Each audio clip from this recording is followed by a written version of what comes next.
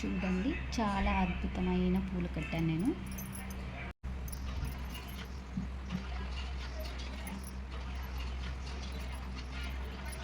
చూడండి, ఈ లాస్ట్ రెండు ఉంటాయి కదా, ఆ రెండిటి మధ్యలో ఒకటి పెడుతున్నా. మనము ఇలా మంచి డిజైన్స్లో ఇలా కట్టుకోవచ్చండి. చూడండి, ఈ లాస్ట్ రెండు ఉంటాయి కదా, వాటి మధ్యలో ఒక రెండు పెట్టా. తర్వాత ఈ చివరిన ఒకటి. ఇప్పుడు ఇలా ముడి వేసేస్తున్నా.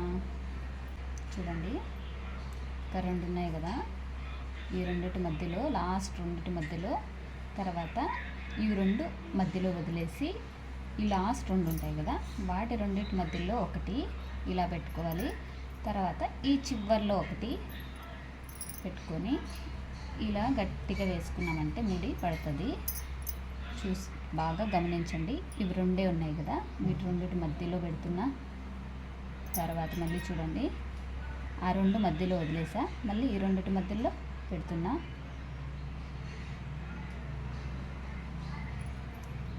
ఇట్లా పెట్టాం కదా, తర్వాత ఇలా ఈ చివర్లో పెట్టుకున్నామంటే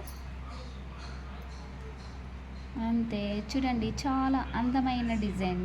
మన కొప్పుకి ఎవరికైనా డెకరేషన్లకి తలలో పెట్టుకోవడానికైనా ఓకే, అమ్మవారికి అలంకరించడానికైనా ఓకే, దేనికైనా ఇలా మనము ఈజీగా కట్టేసుకోవచ్చండి.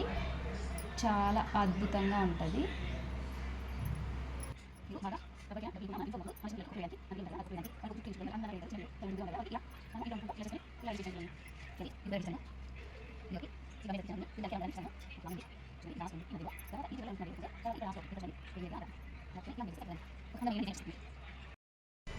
చూడండి, ఇట్లా తీసుకోవాలా దీన్ని.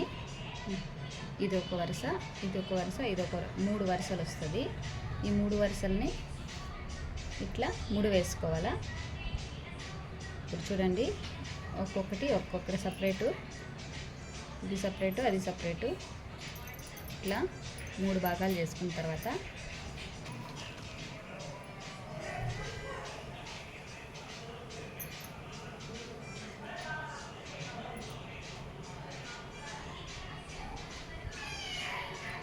ఇలా మధ్యలో పెట్టుకోవాలి. వీటిని మధ్యలో పెట్టుకున్న తర్వాత ఇట్లా ఈ దారాలకు మధ్యలో,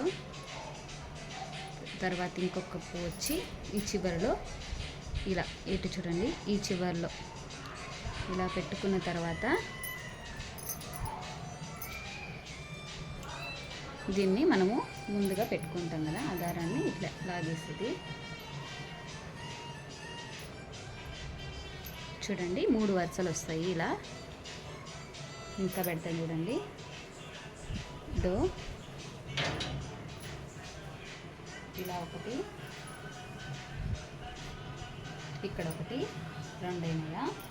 ఇప్పుడు ఈ చివరిలో ఇలా పెట్టి దీన్ని ఇలా పెట్టి ఇలా లాగేసేది.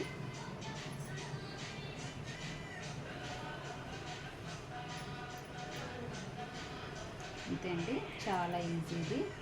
తర్వాత మళ్ళీ సేమ్ అలాగే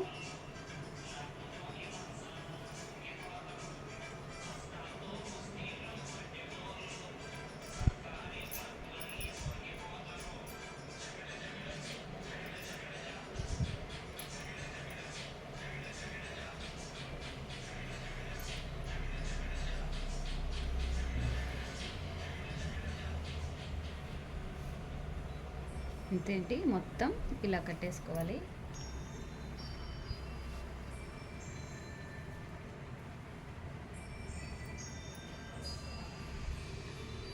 ఏదన్నా ఫంక్షన్లకైనా దేనికైనా పార్టీ వేర్కి బాగుంటుంది, చాలా బాగుంటాయి ఇవి. ఇలా కట్టుకుంటే మనమే ఇంట్లో ఈజీగా తయారు చేసుకోవచ్చు.